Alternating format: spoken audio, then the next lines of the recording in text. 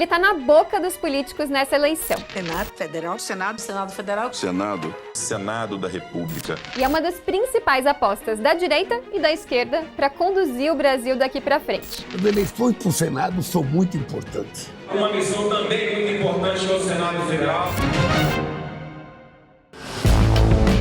Na eleição de 2026, um dos cargos em disputa é o de senador da República. E no mundo da política, esse voto virou um dos mais importantes dos últimos tempos. Mas por que isso aconteceu?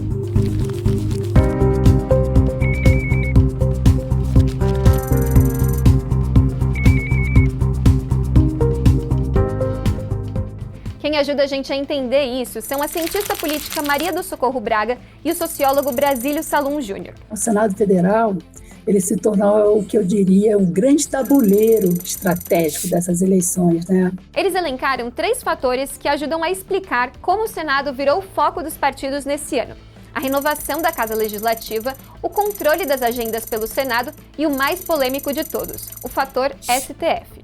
Bora lá entender cada um deles. A primeira explicação é o fato de que dessa vez pode acontecer uma renovação grande no Senado. Diferente de outros cargos que duram 4 anos, cada mandato de senador é válido por 8 anos. Em 2026, termina o mandato de 2/3 dos senadores do país. Ou seja, das 81 vagas que o Senado possui, 54 vão estar em disputa nessa eleição. Você terá que escolher 2 candidatos para ocupar esses assentos, o que é uma oportunidade para os partidos aumentarem as suas bancadas e movimentarem as peças da política. Todos eles querem ter maioria no Senado, mas alguns deles estão, digamos, muito ativos procurando conseguir para si próprios ou para o bloco do qual eles fazem parte, enfim, 2/3 de voto no Senado, para eventualmente poder ter mais poder em relação ao executivo e principalmente em relação ao judiciário. Dependendo de quem for eleito, a Casa Legislativa pode ficar mais à esquerda ou mais à direita do que é hoje.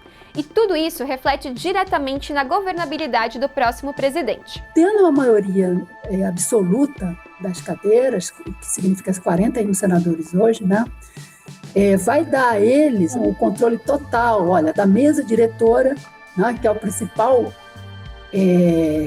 poder, né, concentração de poder decisório está justamente na mesa diretora do Senado, das comissões, né, e mesmo do fluxo de votações estratégicas, né? Vamos supor, por exemplo, que os senadores eleitos formem uma maioria adversária ao próximo presidente.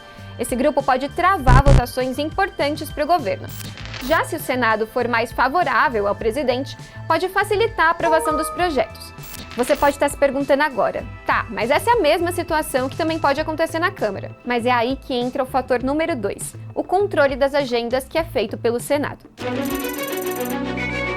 No xadrez da política, é como se o Senado fosse a poderosa rainha. Até dá para jogar sim, mas é extremamente difícil, porque ele tem superpoderes exclusivos. Por exemplo, é o Senado que realiza as sabatinas e aprova ou rejeita as indicações, por exemplo, para cargos, né, de altíssima relevância, como ministro do Supremo Tribunal Federal, diretores do Banco Central, o Procurador-Geral da República. Tanto a base governista quanto a oposição sabem que ter a maioria no Senado significa realmente controlar o fluxo dessas indicações, né, e ter enorme poder de barganha política. O terceiro mandato do presidente Lula teve algumas amostras da tensão provocada pelo superpoder do Senado. Sem ter a maioria na casa e em crise com o presidente Davi Alcolumbre, o governo teve dificuldade para avançar em pautas como a escala 6x1. E viu a indicação de Jorge Messias ao STF ser rejeitada pelos senadores. Foi rejeitada a indicação! Um cenário diferente do começo do governo, quando a casa era comandada por Rodrigo Pacheco, que trabalhava junto com a gestão petista. O professor Brasílio diz que a nova composição do Senado vai ser determinante também para definir o próximo presidente da casa e os rumos do futuro governo. No resultado da eleição agora, vai se fixar quem é, no fundo, o que vai seguir na direção do Senado. E esse é um dos problemas atuais com que o Lula tem que lidar. Quem define a agenda, a pauta, etc., é o presidente do Senado. Então isso é hiper importante, né? Já deu para entender porque que, em geral, os partidos têm bastante interesse para ocupar essas vagas, né? Mas o motivo mais polêmico para o Senado ter entrado no foco das campanhas é o terceiro da nossa lista, o fator STF.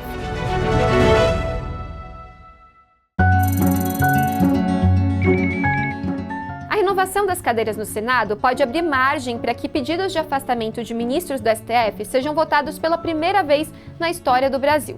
O processo de afastamento, para seguir adiante, passa necessariamente pelo Senado Federal. Cabe exclusivamente ao Senado processar e julgar ministros do STF por crimes de responsabilidade. Então, grupos de oposição, especialmente a direita conservadora e a extrema-direita, transformar essa eleição para o Senado de uma maneira central para tentar justamente formar uma maioria capaz de pautar pedidos de impeachment de magistrados ou mesmo limitar os poderes da Suprema Corte. Políticos ligados ao ex-presidente Jair Bolsonaro defendem principalmente a derrubada do ministro Alexandre de Moraes, líder do processo que condenou o ex-presidente à prisão. Ou esse ministro se encontra ou ele pede para sair. Para que um impeachment avance, no entanto, 2/3 do Senado precisam aprovar a queda do ministro. Em resumo, o Senado ele virou o foco porque justamente quem conquistar a maioria lá em 2026 não ganha apenas o poder de legislar, mas também o controle dos freios e contrapesos entre os poderes da República. Então é fundamental.